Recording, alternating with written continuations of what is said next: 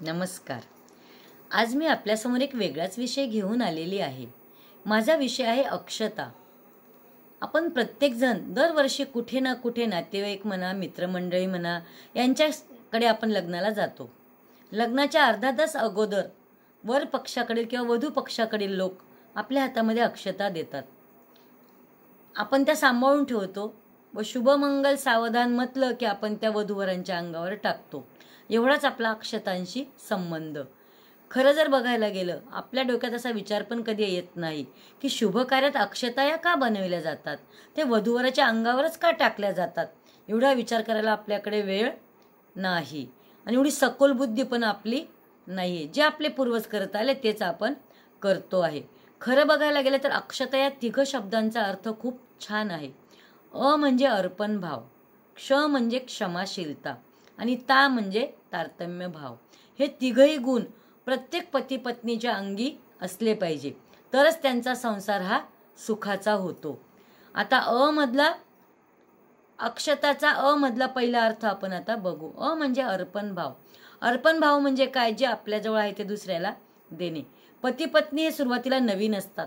नवलाईचे 9 दिवस संपले की आपल्याला एकमेकांच्या स्वभावाची त्यांना कल्पना येते.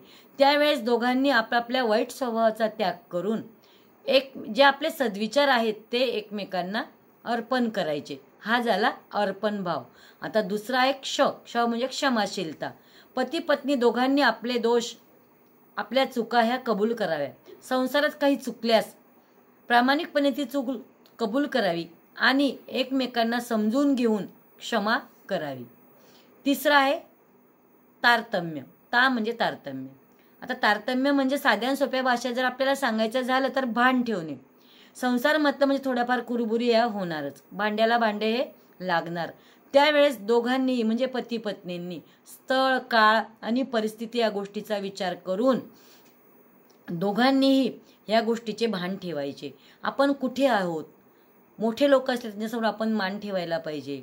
आपण कुठे बाहेर गावी गेलो तिथे पत्नीने किंवा पतीने एकमेकांनी काही हट्ट करायचे नाही.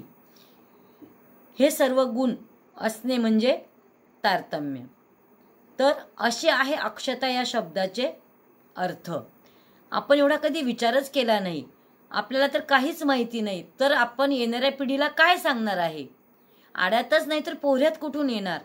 परंतु जर आपण खरा विचार केला आणि या अक्षताचा अर्थ आपल्या मुलांना, आपल्या मुलींना, नातनातूंना जर आपण समजून सांगितलं तर त्यांच्यासुद्धा लक्षात येईल की अक्षता ह्या किती पवित्र असतात आणि संसारासाठी त्या वधूवरांच्या डोक्यावर टाकल्या जातात.